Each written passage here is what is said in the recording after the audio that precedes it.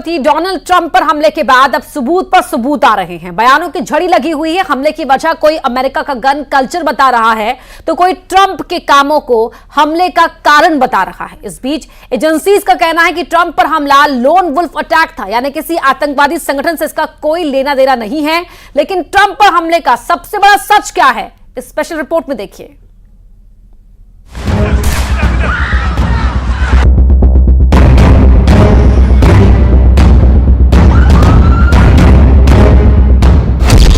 Trump के हमलावर ने कहां से सीखा खून बहाना?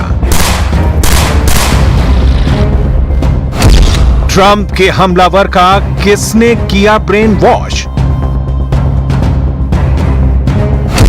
छोटी उम्र में किसने उसके हाथ में थमाई गन? शूटर की टी शर्ट ने किया बहुत बड़ा खुलासा। आज होगी शूटर की ब्रेन मैपिंग। अमेरिका के पूर्व राष्ट्रपति डोनाल्ड ट्रंप पर पेंसिल्वेनिया की रैली में जानलेवा हमला करने वाले शख्स के घर और गाड़ी से बम बनाने का बड़ा जखीरा बरामद हुआ है। इससे अमेरिकी पुलिस ही नहीं बल्कि फेडरल ब्यूरो ऑफ इन्वेस्टिगेशन यानी FBI के भी होश उड़ गए हैं। पुलिस की जांच में हमलावर की गाड़ी में बम बनाने का साजो सामान मिला है। समाचार एजेंसी AP को अमेरिकी अधिकारियों ने जो जानकारी दी है वो बेहद ही सनसनीखेज है। अमेरिकी अधिकारियों ने बताया कि बमों का ऐसा जखीरा देखकर हर कोई हैरान है। तो क्या शूटर ने ट्रंप के मर्डर का फुल प्रूफ प्लान बनाया था? ट्रंप पर हमले की जांच कर रही FBI की जांच जैसे जैसे आगे बढ़ रही है, एक के बाद एक खुलासे हो रहे हैं, जिससे जांच सुलझने की बजाय और उलझती जा रही है। जांच में कई थ्योरीज सामने आ रही हैं। आज हम इस पूरी साजिश का पोस्टमार्टम करने वाले हैं। सबसे पहले देखिए इस वीडियो को। गोलियों की तड़तड़ाहट,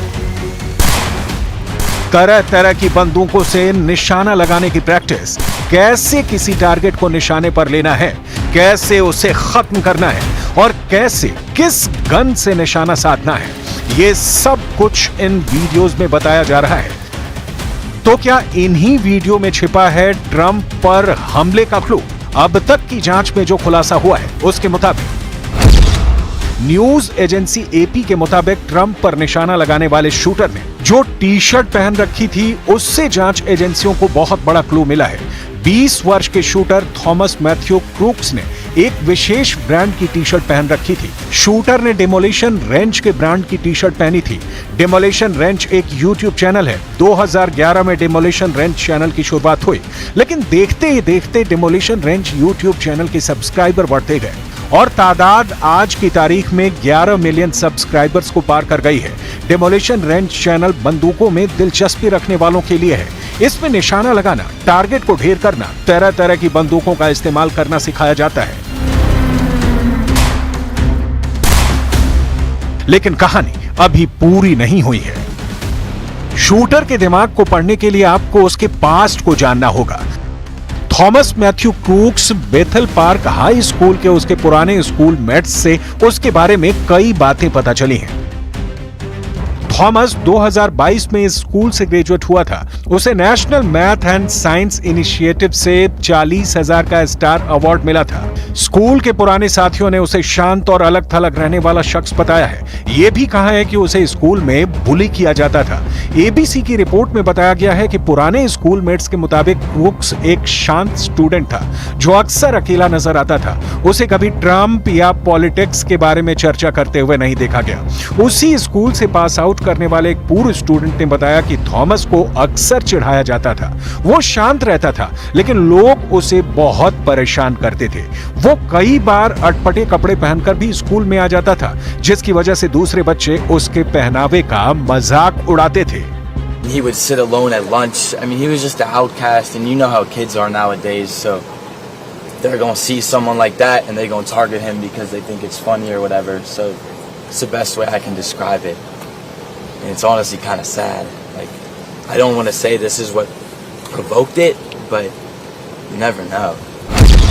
तो क्या YouTube चैनल ने बना दिया शूटर? यानी अब तक की जांच के मुताबिक थॉमस मैथ्यू क्रोक्स खुद में सिमटा रहने वाला लड़का था और बाकी दुनिया से उसका कोई बहुत रास्ता नहीं था।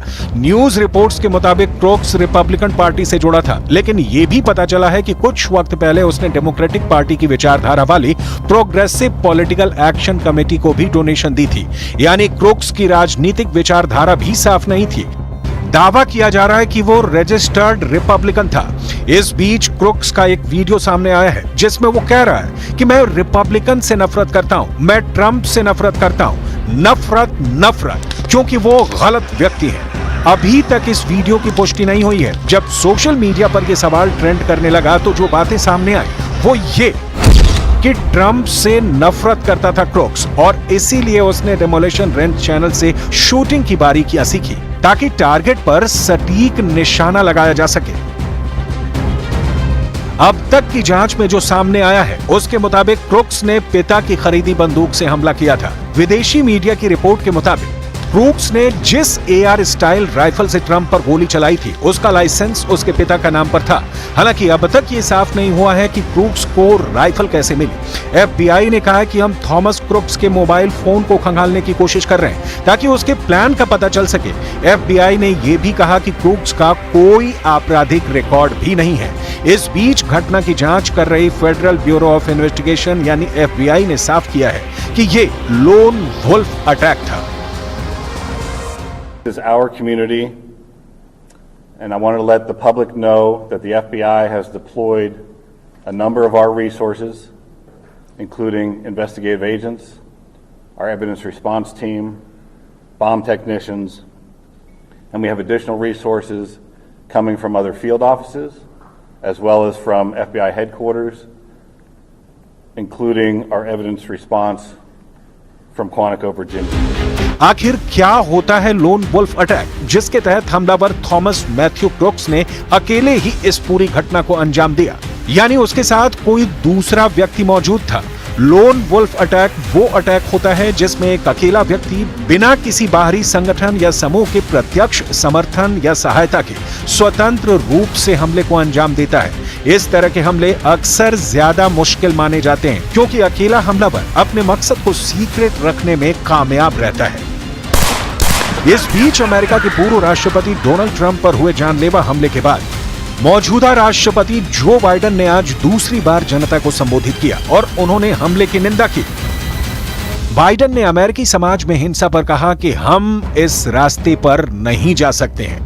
The FBI is leading this investigation, which is still in its early stages. We don't yet have any information about the motive of the shooter. We know who he is. I urge everyone, please, don't make assumptions about his motives or his affiliations. Let the FBI do their job. We must unite as one nation. We must unite as one nation to demonstrate who we are.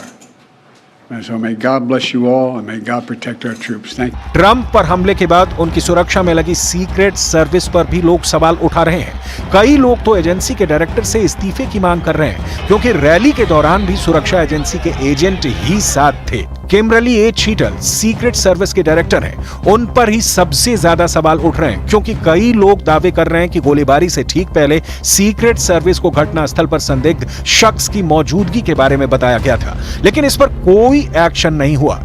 देखिए हमले के तुरंत बाद लोगों ने क्या कहा था। We noticed a guy crawling, bear crawling up the roof of the building beside us, 50 feet away from us. So we're standing there, we're pointing at the guy.